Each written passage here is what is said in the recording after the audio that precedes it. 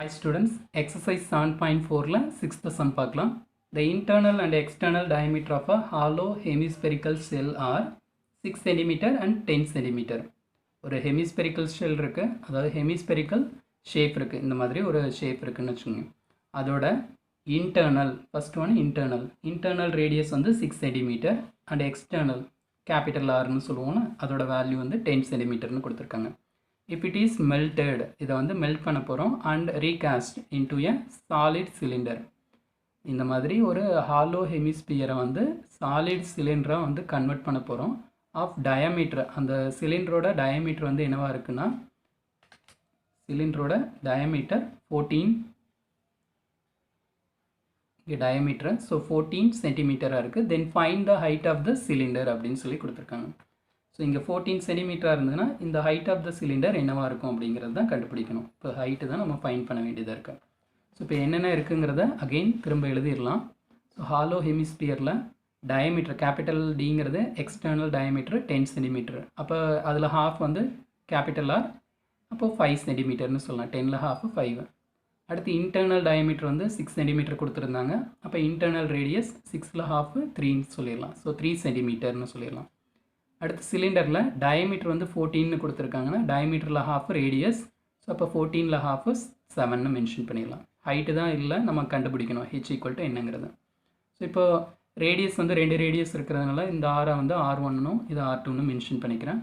இப்போ volume of hemisphere வந்து volume of சிலிண்டருக்கு ஈக்குவலாக இருக்க போகுது. Hollow hemisphere, volume of hollow hemisphere நமக்கு ஹெமிஸ்பியராக இருந்ததுன்னா 2/3 பை ஆர் கியூப்னு முடிஞ்சிருக்கும். இங்கே ஹாலோங்கிறதுனால, தட் இஸ் இன்டர்னல் எக்ஸ்டர்னல் வந்ததுனால ஹாலோன்னு மென்ஷன் பண்ணிக்கோங்க. ஆர் கியூப் மைனஸ் ஆர் கியூப்னு வரும். 2/3 பை ஆர் கியூப்னு வரும் நார்மலாக, அது ஹெமிஸ்பியருக்கு. இங்கே வந்து ஹாலோங்கிறதுனால R cube minus R cube mention பண்ணிக்கோங்க. 2/3 pi R cube minus R cube. Volume of சிலிண்டருக்கு formula pi R squared H.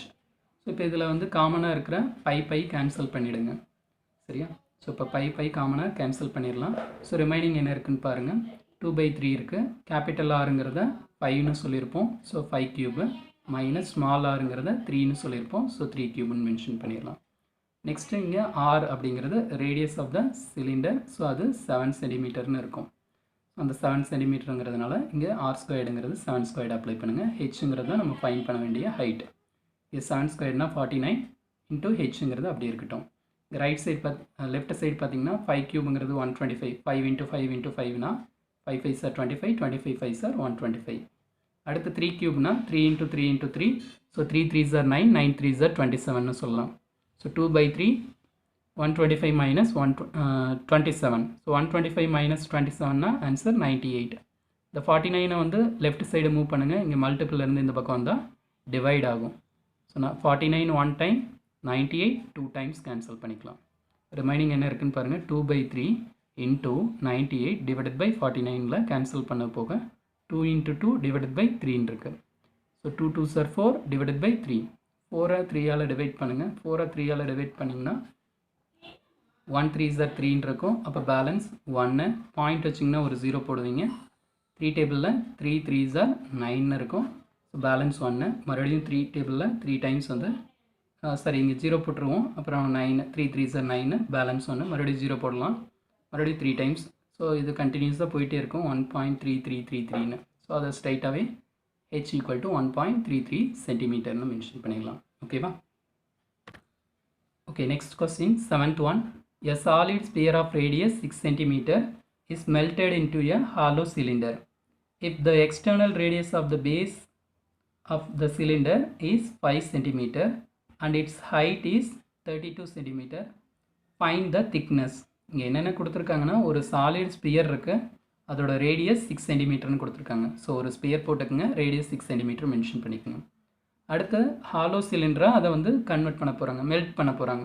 ஒரு ஸ்பியரை மெல்ட் பண்ணி ஹாலோ சிலிண்டர், ஹாலோனா உள்ள எம்டியாக இருக்க மாதிரி ஒரு பைப் மாதிரி இது பண்ண போகிறோம். ஸோ அதில் external radius, if the external radius of the base of the cylinder, external radius வந்து கொடுத்துருக்காங்க என்ன அப்படின்னா அந்த சிலிண்டரோடது 5 சென்டிமீட்டர்னு கொடுத்துருக்காங்க. எக்ஸ்டர்னல் ரேடியஸ்னால் கேபிட்டல் ஆர், எக்ஸ்டர்னல்ங்கிறது கிரேட்டராக இருக்கும். இங்கே சென்டர்லேருந்து வெளியில் வர வரைக்கும் இருக்கிற வேல்யூ அது கேபிட்டல் ஆர். சென்டரில் இருந்து இங்கே உள்ள இன்டீரியரில் இங்கே வரக்கூடிய ரேடியஸ் ஸ்மால் ஆர்னு சொல்லுவோம். ஸோ அப்போ கேபிட்டல் ஆருங்கிறது தான் எக்ஸ்டர்னல் ரேடியஸ். ஸோ அது 5 சென்டிமீட்டர் கொடுத்துருக்காங்க. அப்போ ஹைட் வந்து 32 சென்டிமீட்டராக இருக்கும்போது என்ன கேட்டிருக்காங்கன்னா திக்னஸ் என்ன அப்படின்னு சொல்லி கேட்டிருக்காங்க. அதாவது இந்த ஸ்மால் ஆருக்கும் இந்த கேபிட்டல் ஆருக்கும் இடையில் இருக்க இந்த திக்னஸ் என்னவாக இருக்கும் அப்படிங்கிறத கண்டுபிடிக்கணும். இந்த திக்னஸ் இருக்குல்ல, இந்த திக்னஸ் தான் என்னங்கிறத கண்டுபிடிக்கணும். இப்போது கொடுத்துருக்கிறத செப்பரேட்டாக எழுதிக்கலாம். டயக்ராம் பார்த்திங்கனாலே உங்களுக்கு ஈஸியாக தெரியும். ஸ்பியரில் இருந்து ஹாலோ சிலிண்டராக கன்வெர்ட் பண்ண போகிறோம். இங்கே கேபிட்டல் ஆர் 5, ஹைட் வந்து 32 இருக்குது. ரேடியஸ் என்னன்னு கண்டுபிடிச்சிட்டு அதுக்கப்புறம் நம்ம திக்னஸ் கண்டுபிடிக்கலாம். அதாவது இப்போ கேபிட்டல் ஆர் அப்படின்னம்னா இங்கே சென்டரில் இருந்து இந்த பவுண்ட்ரி வரைக்கும், வெளியில் இருக்கிற பவுண்ட்ரி வரைக்கும் இருக்கிறது கேபிட்டல் ஆர். சென்டரில் இருந்து இந்த இடத்துக்கிட்ட இருக்கக்கூடிய பவுண்ட்ரி வரைக்கும் இருக்கிறது ஸ்மால் ஆர்.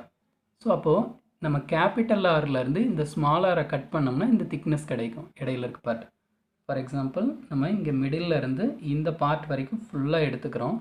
அதில் இந்த பார்ட்டு ஸ்மால் ரேடியஸை கட் பண்ணிடுறோம். அப்போ நமக்கு என்ன கிடைக்கும்னா இந்த திக்னஸ் கிடைக்கும்.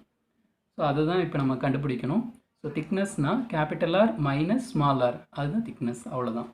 ஸோ இப்போ இதோட ரெண்டோட வால்யூமும் ஈக்குவலாக இருக்கும். That is volume of sphere equal to volume of hollow cylinder அப்படின்னு சொல்லலாம்.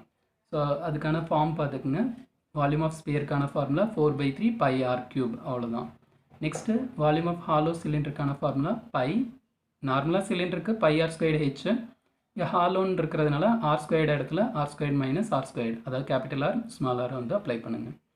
ஸோ அப்போ இங்கே வந்து பை காமனாக கேன்சல் பண்ணிவிடுங்க. இங்கே ஸ்பியரோட ரேடியஸ் வந்து 6. ஸோ 6 கியூப்னா 6 × 6 × 6 அப்ளை பண்ணிவிடுங்க. கேபிட்டல் ஆருங்கிறது இங்கே 5 கொடுத்துருந்தாங்க, ஸ்மால் ஆர் தான் நம்ம ஃபைன் பண்ணணும். ஹைட் ஈக்குவல் டு 32 சென்டிமீட்டர், அதை அப்ளை பண்ணிக்கோங்க. 5 ஸ்கொயர்னா 25, 32 அப்படி இருக்கட்டும். ஸோ இங்கே வந்து நார்மலாக கேன்சல் பண்ணக்கூடியதை பண்ணிக்கோங்க. 3 டேபிளில் 1 டைம், இங்கே 3 டேபிளில் 6 வந்து 2 டைம்ஸ் கேன்சல் பண்ணிவிடுங்க. இங்கே 32 இங்கே மல்டிப்பிள் இருந்து இந்த பக்கம் டிவைடு கொண்டு வாங்க. ஸோ 4 × 2 × 6 × 6 இருக்கு, டிவைடட் பை இந்த 32 கொண்டு வருவீங்க. அப்போ இங்கே வந்து ரைட் சைடில் 25 மைனஸ் ஆர் ஸ்கொயர்னு இருக்குது. ஸோ இதை நீங்கள் இப்படி தான் கேன்சல் பண்ணுங்கிறதில்ல, நீங்கள் நார்மலாக எப்படி வேணால் கேன்சல் பண்ணிக்கலாம். அதாவது காமனாக டேபிளில் கேன்சல் பண்ணுங்கள். நான் வந்து 4 டேபிளில் 1 டைம், இது 8 டைம் கேன்சல் பண்ணுறேன்.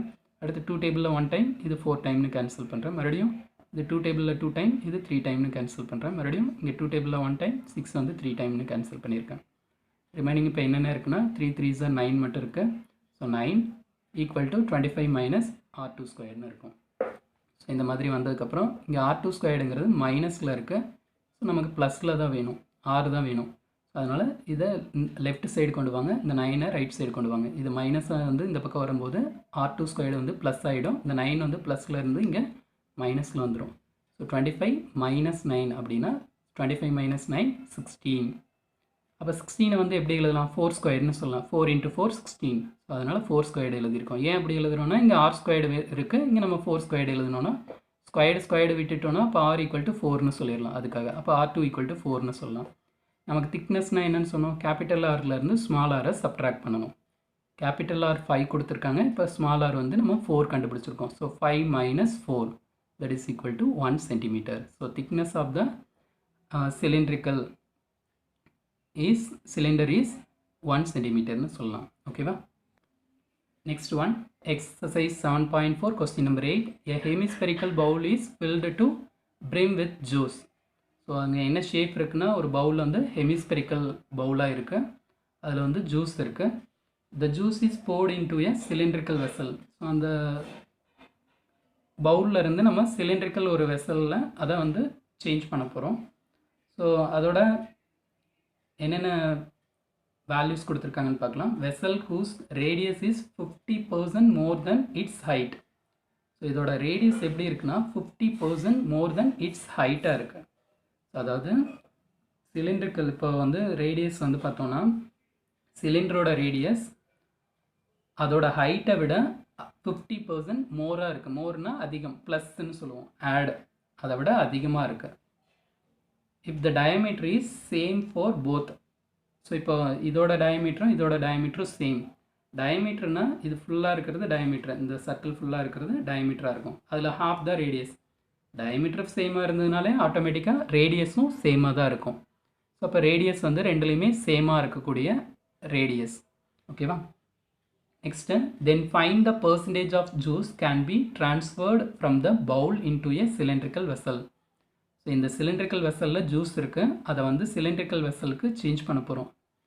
இந்த ஹெமிஸ்பியர்லேருந்து சிலிண்டருக்கு சேஞ்ச் பண்ண போகிறோம். அப்போ எவ்வளோ பர்சன்டேஜ் ஆஃப் வாட்டர் ஜூஸ் வந்து ட்ரான்ஸ்ஃபர் ஆகிருக்கு அப்படிங்கிறத ஃபைண்ட் பண்ணணும்.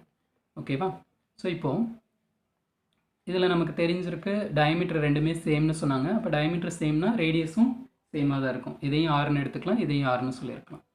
சிலிண்டரோட ரேடியஸ் எப்படி இருக்குன்னா 50% மோர் தென் இட்ஸ் ஹைட். ஹெச்ங்கிறது போட்டிருக்கேன் height.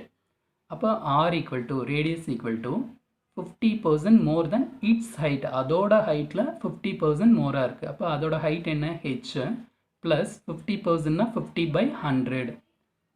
50/100 any number divided by 100 is percentage. So 50%னா 100க்கு 50. ஸோ அந்த மாதிரி. ஸோ 50/100ன்னு சொல்லலாம் இன்டூ ஹெச். அந்த ஹைட்டில் 50% மோராக இருக்குது, அதில் ஆட் பண்ண போகிறோம். ஸோ இதை 50 வந்து 1 டைம், இங்கே 100 2 டைம்ஸ்னு கேன்சல் பண்ணிங்கன்னா இதை எப்படி சொல்லலாம்னா ஹெச் ப்ளஸ் 1/2 ஹெச்ன்னு சொல்லலாம். இங்கே டினாமினேட்டர் வந்து பார்த்தீங்கன்னா 2 இருக்குது, இங்கே மல்டிபிள் அண்ட் டிவைட் பை 2 கொடுங்க. அப்போ 2h ப்ளஸ் ஹெச்னா 3h divided by common denominator வந்து 2ன்னு இருக்கும். 3h/2ன்னு சொல்லலாம். அது வந்து ரேடியஸ்.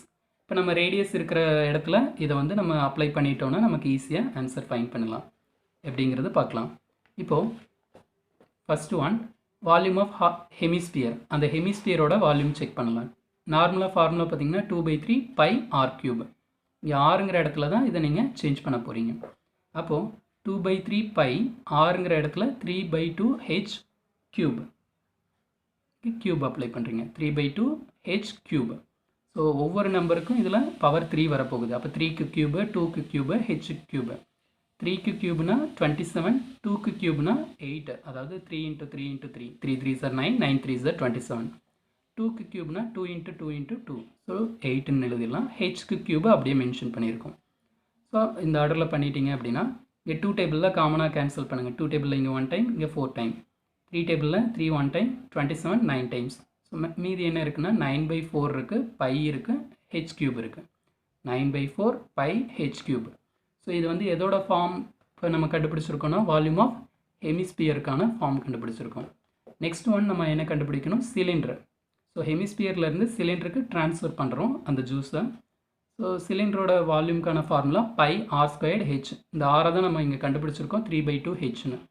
இந்த ஆறுங்கிற பிளேஸில் 3/2 ஹெச்சை ப்ளேஸ் பண்ணுறோம். ஸோ மேலே ஸ்கொயர்டு இருக்குது. ஸோ ஸ்கொயர்டை அப்ளை பண்ண போகிறோம். 3க்கு ஸ்கொயர்னா 9, 2க்கு ஸ்கொயர்னா 4, ஹெச்சுக்கு ஸ்கொயர்டு. இங்கே ஒரு ஹெச் இருக்குது, இங்கே ஹெச் ஸ்கொயர்டு இருக்குது. அப்போ h × h², h⁻3 h³ சொல்லிடலாம். ஸோ இங்கே 9/4 π h³ இருக்கும். ஸோ இது ரெண்டுமே பார்த்தீங்கன்னா இதை ஃபஸ்ட் ஈக்குவேஷன் செகண்ட் ஈக்குவேஷன் எடுத்திருக்கேன். இந்த ரெண்டு ஈக்குவேஷனுமே ஈக்குவலாக இருக்குது. That is volume of hemisphere equal to volume of cylinder. ஒரு ஹெமிஸ்பெரிக்கல் பவுலில் இருந்து ஒரு சிலிண்டருக்கு நம்ம வந்து ட்ரான்ஸ்ஃபார்ம் பண்ணும்போது ஃபுல்லாக ரெண்டுமே சேமாக இருக்குன்னா அப்போ ரெண்டோட வால்யூமும் வந்து ஒன்றா இருக்குது. இப்போது அதாவது இதில் இருக்க ஜூஸை வந்து இன்னொரு ஹெமிஸ்பியர்லேருந்து சிலிண்டருக்கு வந்து ட்ரான்ஸ்ஃபார்ம் பண்ணும்போது நமக்கு ஜூஸ் ஃபுல்லாக ட்ரான்ஸ்ஃபர் ஆகிடுச்சு. தட் இஸ் 100% வந்து மூவ் ஆகிடுச்சு அப்படிங்கிறத சொல்கிறோம். So 100% of juice can be transferred from bowl, that is hemispherical bowl into cylindrical vessel அப்படிங்கிறது சொல்லலாம். ஓகேவா.